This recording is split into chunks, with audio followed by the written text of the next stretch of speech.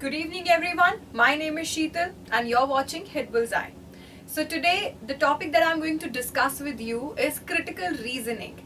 Though I have done lives on this topic before this class, but today I'm going to talk about or discuss some of the new question types in critical reasoning. To see its relevance in the MBA entrance exam, these types of questions do not directly come in the CAT exam. They can be though there in the RC questions, wherever there is a critical reasoning type of question in RC. For example, which of the following adds credence to author's belief, or which of the following strengthens the main idea of the passage. These are the critical reasoning types of question for which you do not get direct questions within the passage. You definitely have to read in between the lines and understand the things that are not given over there but can very much be deduced from the passage or the given facts over there. Now, critical reasoning. First of all, let's try to understand the term and then we will move on to the question type. And I am repeating it that if you want to see the basics of the critical reasoning, you can watch my previous live also. I've already done 1 or 2 lives on the critical reasoning topic and the easy questions. So today it's going to be a little more tricky. The level will be a little bit higher in this live. Right, so starting with the lecture, critical reasoning. You must have heard of the analytical reasoning. You must have seen questions based on blood and relation, on the number series, on Venn diagrams, different kind of diagrams, wherein you are given some data. But in critical reasoning and in verbal reasoning also, you are given statements or a combination of statements. You have to read the statement, understand it, and on the basis of it, you have to deduce the logic from that. So that is what critical reasoning is for you. Now, critical reasoning question types that I've already covered up, but I will be repeating the definition of all of these. Some of the important components of critical reasoning are facts, assumptions, conclusions, and inference. So now you must be thinking, what are these components of critical reasoning?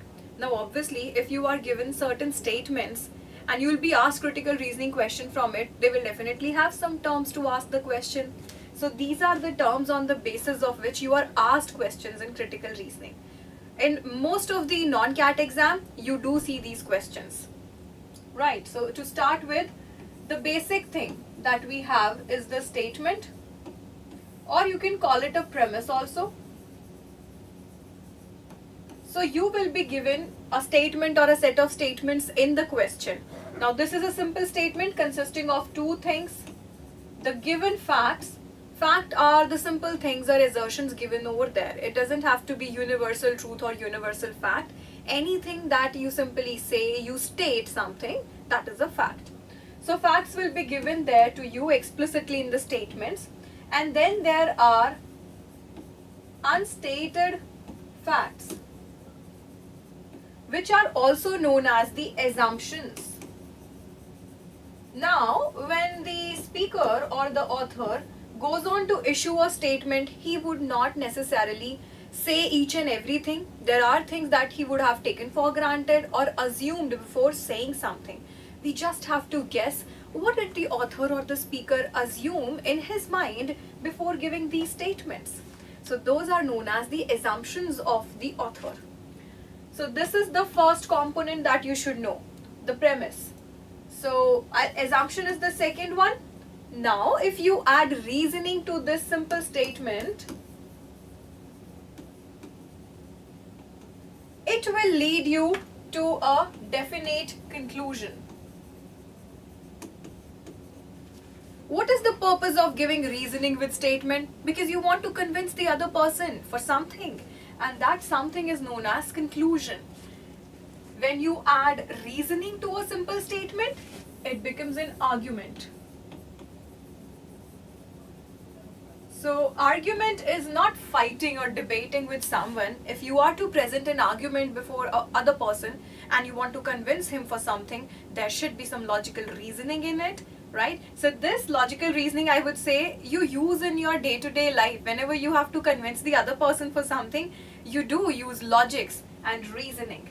So this is statement plus reasoning. It will be an argument, and the argument is given to prove something, to give you a conclusion.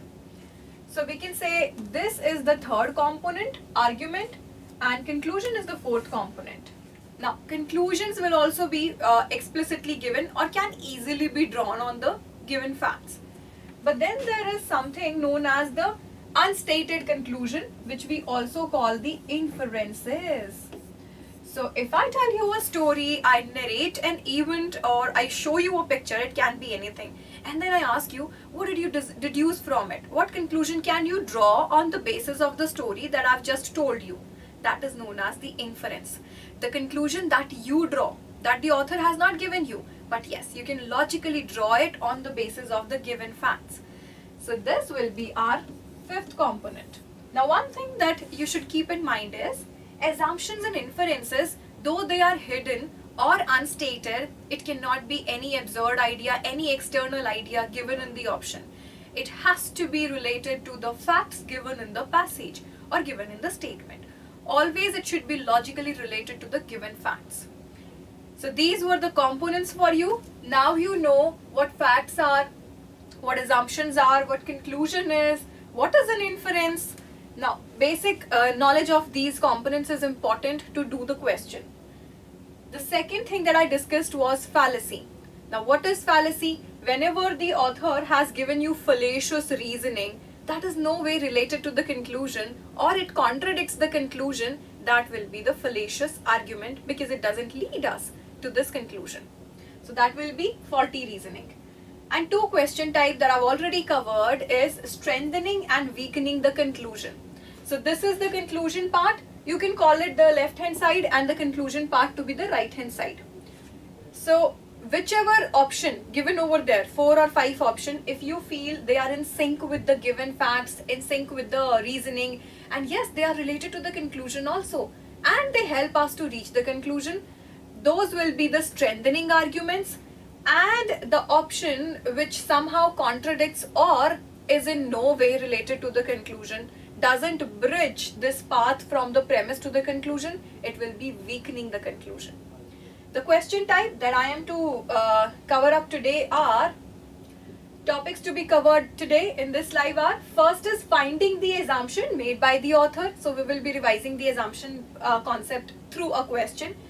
We'll be seeing a question of inference also, followed by mimic the reasoning, resolve the paradox. So in mimic the reasoning, you already know what assumption and inference is. Let me quickly tell you what reasoning and paradox is. Mimic the reasoning. Mimicking is imitating something, copying something. So a certain kind of reasoning will be given there in a statement or a set of statement given in the question. You just have to decode the structure of that, and you have to fit all the option in the same structure.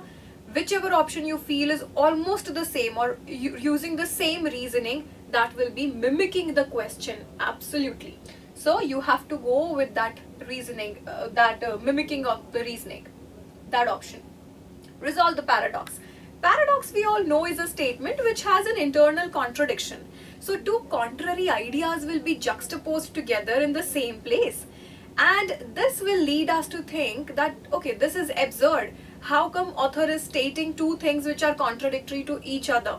But actually they are not that absurd. In fact, they are the wittiest statement, I would say, because there is always a logic behind it. And we have to find that logic in these questions. A paradox is given, so a confusion is there because there are two contradictory things. You have to find out that one option. If we insert that option on the left hand side, that is the premise side, it will lead us to find out the right reasoning for the right conclusion. Some miscellaneous type questions I'll be doing and some practice questions. So this is going to be the flow of today's class, and I believe critical reasoning is one of the most interesting topics of verbal ability section. So sit and enjoy it and try to solve the questions.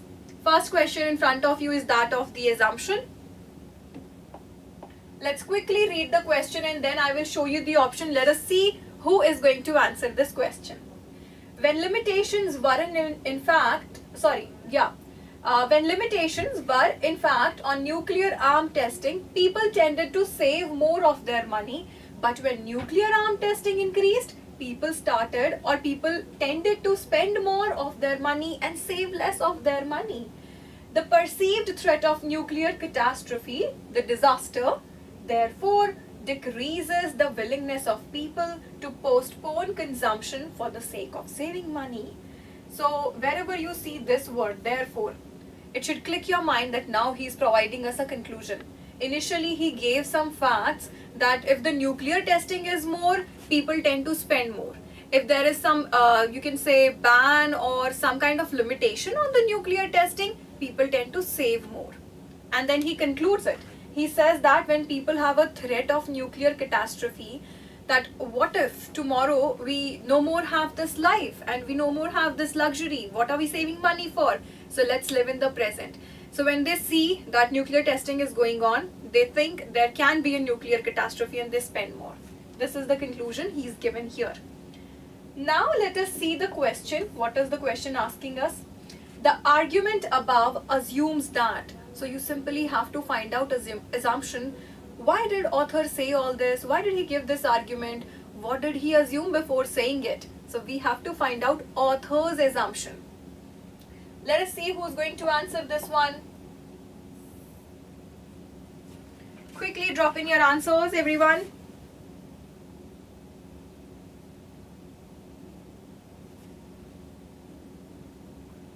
Giving you 10-12 seconds to go through the options.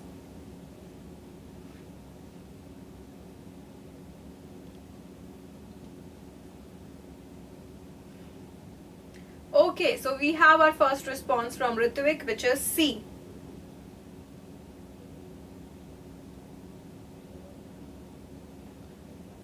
What about the rest of the people?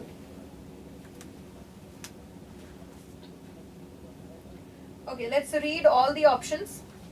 The perceived threat of nuclear catastrophe has increased over the year. The author did not say it. There was no such fact mentioned in the statement where he said that earlier nuclear testing was less and now nuclear testing is more. So it can be relevant to any time, can be related to past, present or future. If nuclear testing is there, people will be more threatened, you can say, and they will spend more. So we cannot go with this assumption because this is not talking about what was given in the passage. Let's eliminate this one. Most people supported the development of nuclear arms. When did he say that most people supported the development of nuclear arms? So again, talking of some external information which has no backup in the passage. We will not fall for these options. People's perception of threat of nuclear catastrophe depends on the amount of nuclear arm testing being done. Okay, we can keep this one for now. D. The people who saved the most money when nuclear arm testing was limited were the ones who supported such limitations. So again, nowhere in the passage he talked about the set of people who are either favoring it or limiting it. So we will not fall for this option, not related to the given facts. There are more consumer goods available when nuclear arm testing increases. So again, there was not enough evidence for this also. When did in the passage author say that because consumer goods are more available now, that is the reason people are spending more? It was only related to nuclear arm testing and people's spending habit. So yes, Ritvik, you're absolutely right. The closest answer is C. This is the thing that author assumed. He assumed that people perception towards threat of nuclear catastrophe depends upon the amount of nuclear testing being done. Yes, he assumed it. Absolutely right, Ritik. Very good. Now let us see if you can do this inference based question. I will quickly read the statement for you. Increases in the level of high density lipoprotein in the human bloodstream lower bloodstream cholesterol levels by increasing the body's capacity to rid itself of excess cholesterol. So one simple thing is, increase in the HDL is good because it increases the levels of cholesterol in the human body. So these were the given facts. Levels of HDL in the bloodstream of some individual are significantly increased by program of regular exercise and weight loss. Now, before I show you the option choices, a friendly advice here, be very careful of the keywords. I will come back to this and show you the keywords. So how much is he saying and how much room is he leaving? Be careful of that. There you go, the options, and the question again is the same. Which of the following can be correctly inferred from the statements above? What do you infer? What do you deduce from this situation? Drop in your answers, everyone. Yes, Rutvik, let us see if you can get this one right.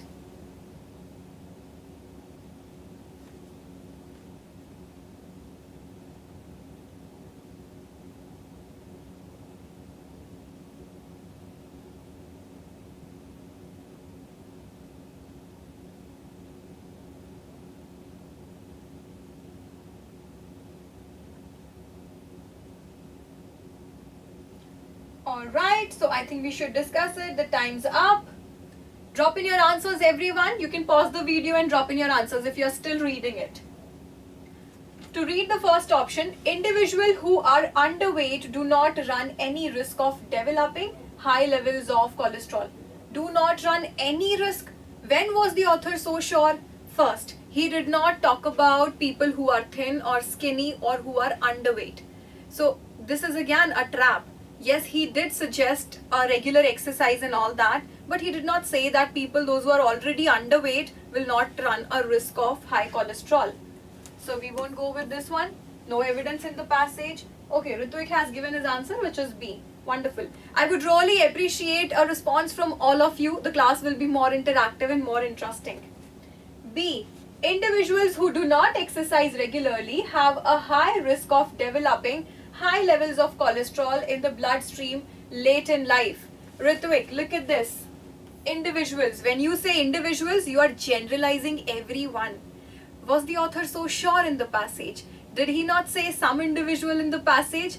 So when he himself did not allow that, we will not fall for one such option, which is generalizing it for all the individual. So this is also wrong. Third one. Exercise and weight reduction are the most effective. Again, did he say that this is the most effective way and there is no other way? So you have to be careful of these keywords or trigger words, you can say. Wherever you see words like all, almost and most, you have to again refer to the statement. Did he say that? Yes, if he did say or use these words, then you can go for such option. Otherwise, you shouldn't be going for these options. So I can eliminate this one too. Let us read the D one now. A program of regular exercise and weight reduction lowers cholesterol levels in the bloodstream of some individuals. Exact same language that the author was using. He also said that regular exercise can help some people, some individual. So we will not go with the individuals option, we'll go with some individuals. So yes, this is the right one. Moreover, he said a program. He's not even specifying it. So we are playing very safe here. E. Only regular exercise. Only. Is there no other way to control the cholesterol? Again, trigger word. Only regular exercise is necessary to decrease cholesterol levels in the bloodstream of individuals of average weight. 1. He has mentioned a new idea here, average weight. 2. He's saying that only regular exercise is your way out if you want to decrease your cholesterol level. So now you can see D is the only appropriate, feasible, reasonable answer here. So this is how we find out the inferences. Yes, Ritvik, you got it right finally. Now let us resolve the paradox. Now when I will read the statement, you will also think, yeah, it is actually contradictory. Look at this now. Some communities in Florida are populated almost exclusively by retired people and contain few, if any, families with small children. So there are very few small children over there in that area, in that community of Florida. Yet these communities are home to thriving business specializing in rental of furniture for infants and for small children. Isn't that a paradox? On the one hand, he is saying that the community is limited. There are only retired people in this community and only a few infant and children are there. Then how come this business of the rental furniture for the children and the infants is thriving in this community of Florida? Isn't that paradoxical? Which of the following? Now this seems absurd. Now what do we have to find out? Which of the following, if true, reconciles the seeming discrepancy described above? So this anomaly which is described here, this absurdity, how to resolve it, how to solve it, you can say. I hope you got the statement. Let us now see the options. Again giving you a time of 10 seconds. Quickly go through the options.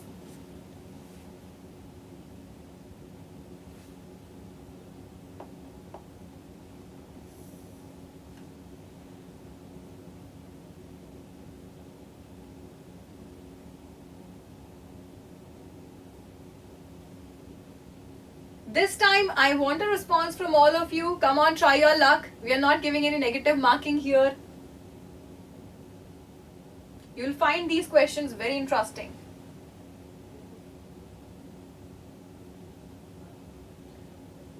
Alright, so let us now see which option can resolve this paradox.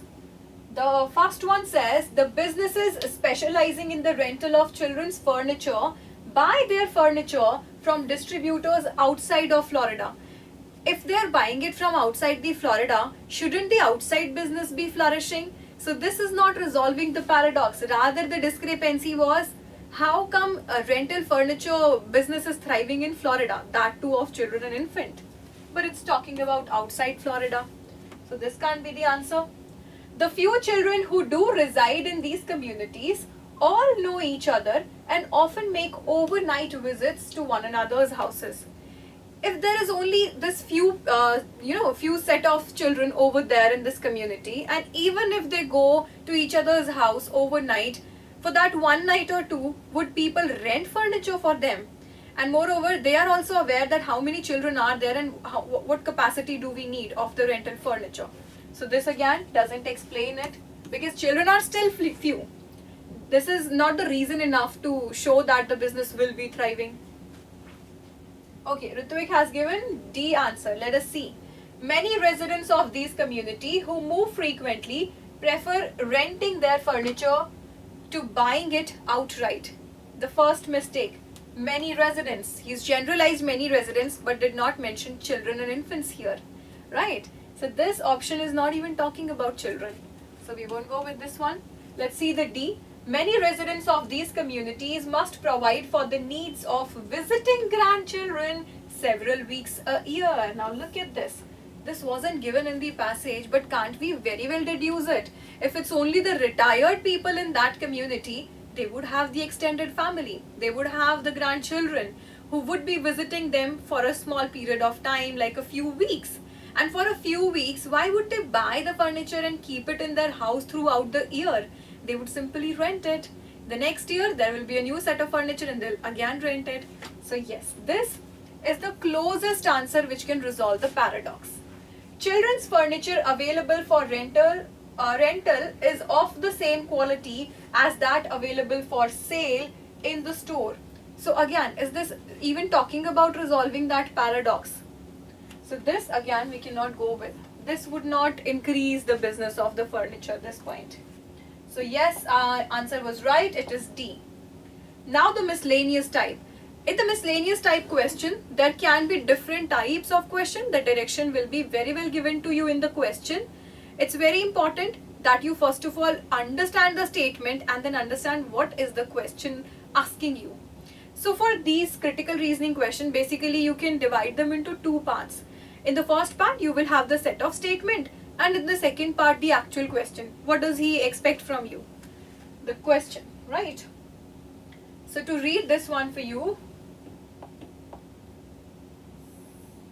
Guitar strings often go dead, become less responsive and bright in tone after a few weeks of intense use. Now, a researcher wondering about this, that why do the guitar strings go dead after a few weeks of use? So he is a researcher. He's going to come up with a hypothesis. A researcher whose son is a classical guitarist hypothesized, he imagined, so before going for a research, a person would hypothesize something. He would imagine that if I do this would be the result. So he has just imagined it. Hypothesized that dirt and oil, rather than changes in the material properties of the guitar strings, or responsible. So I am not going to further explain it because then the answer would get very obvious for you. Which of the following investigation is most likely to yield significant information that would help to evaluate the researcher's hypothesis? Basically, here a fact is given and the researcher's hypothesis is given. What did he imagine? Now the question is asking us which of the following option would be a test for this for the validity of this hypothesis.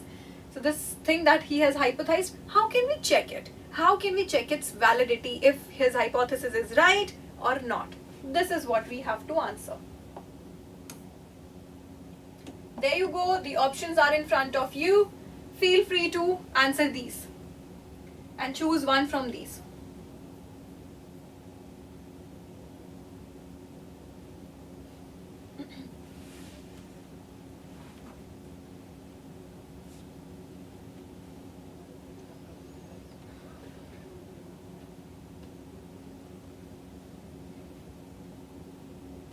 Yes, everyone, quickly drop in your answers for this one. Read the options very carefully and don't fall for the choices which have extreme words.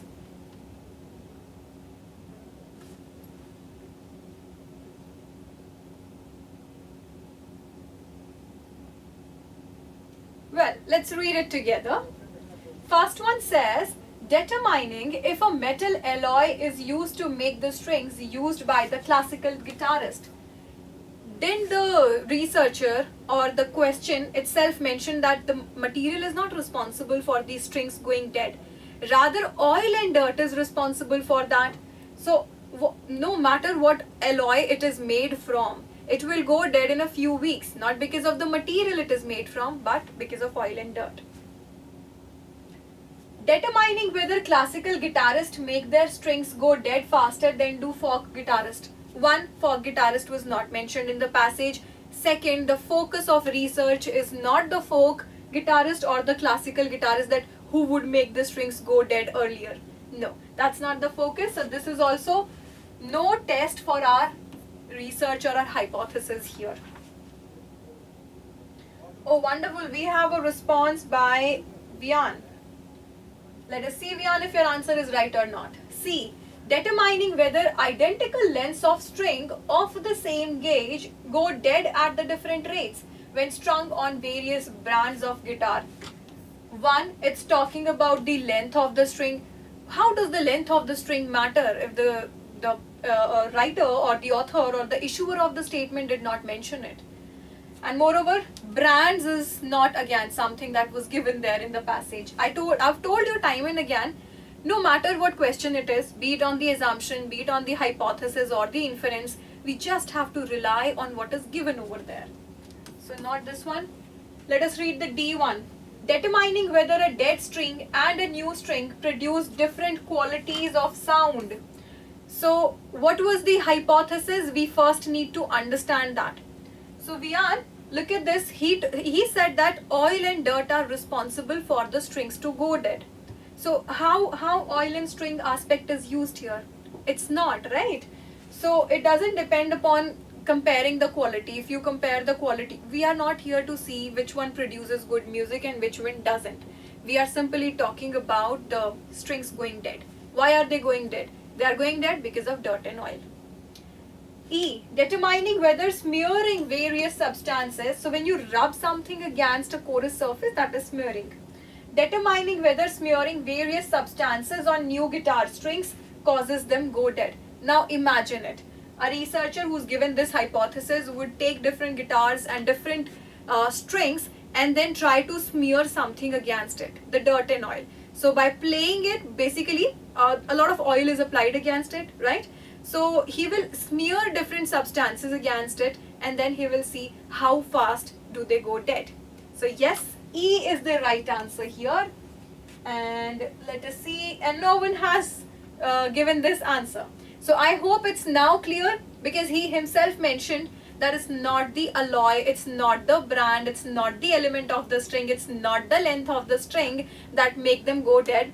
It's the substance, oil and dirt that rubs against it by the extensive use of it. So E is the only answer. If we do this, we will be able to check the validity of that hypothesis.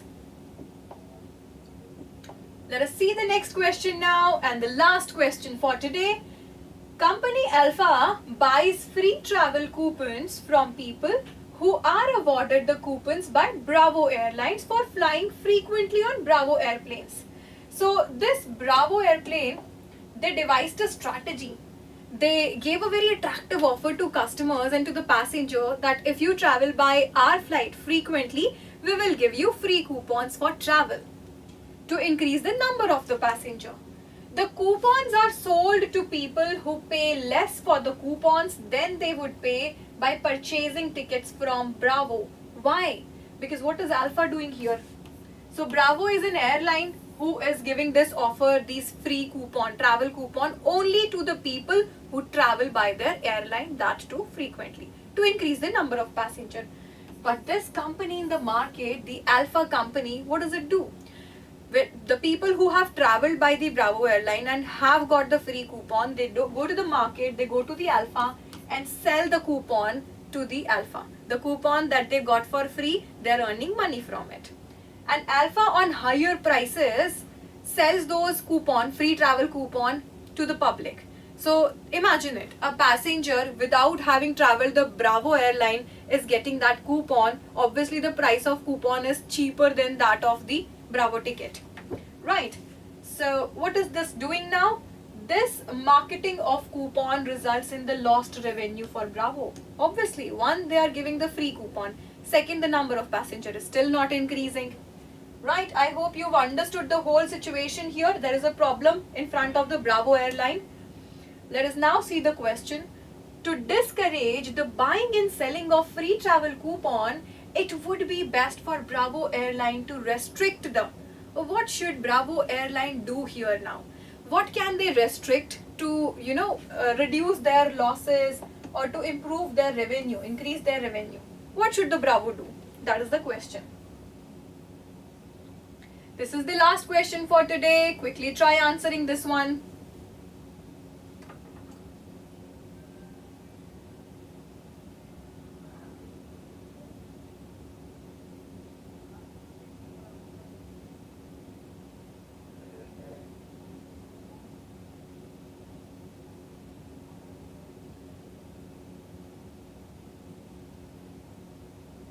I guess we should read it together then. Okay, first one. Number of coupon that a person can be awarded in a particular year. So let us say the Bravo airline says that maximum we can give you 4 coupons in 1 year. No matter how much you travel, we will give you 4 coupon to max. So again, the passenger still can go to the Alpha and sell those 4 coupons. It's better to have some money than to have nothing at all, right? This won't solve the problem for Bravo. I can see the first response, which is A, Ritvik, and we have already negated A. So even if you restrict the number of coupons, people can still, with those limited coupon, go to the Alpha and sell those coupons. The selling is again not stopped. So basically Bravo has to do something to stop this selling of coupon to the Alpha. Use of coupon to those who were awarded the coupons and members of their immediate family is the right answer here. Now, if you restrict it that only the passengers who've traveled by the Bravo airline, either they can use the coupon or their immediate family, let's say 3 to 4 members of that family. So every time you have to avail that travel coupon, you have to produce the evidence that you are a family member of one of the person. So at least one member of the family will have to travel by the Bravo. So second is the right answer here. Let us quickly read the rest of the option to negate them. Days that the coupons can be used to Monday through Friday. So again, this won't make any difference. The Alpha, now when it is selling the coupon to people in the market, will say, see, you have to avail these coupons from Monday to Friday. You won't be able to use it on Saturday and Sunday, but the selling will still continue. So we can eliminate this one. Amount of time that the coupons can be used after they are issued. When the Alpha, the company Alpha is selling the coupon, it will say that you'll have to avail these coupons or use these coupons within the 2 months.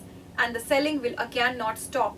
People will still travel and people will still buy coupons from the Alpha company. Last one, number of routes on which travelers can use the coupon. Even if you restrict the number of routes, people can still buy the coupons from the this company Alpha, and Alpha will say that these coupons are relevant only on these routes. Now it's up to you. If you want to buy it, you can buy it, and it will anyways be an attractive option than buying the ticket of the Bravo Airline, right? So now I hope you did understand how to do these critical reasoning question. So these were some of the types. I tried to cover up almost all the types. Now it's up to you in your capacity how many more questions can you practice from it. And if you like the video, you did enjoy the critical reasoning, because it's, you can say, a food for brain. You think a lot, you have to juggle a lot, right? If you like these questions, we can come up with more such question and more such examples. Just let me know it in the comment box, and if you have any suggestion for any other video or topic that you are struggling with, I'll be more than happy to talk about that also. That is all for today. Thank you so much. Keep smiling, keep shining, and always believe in yourself.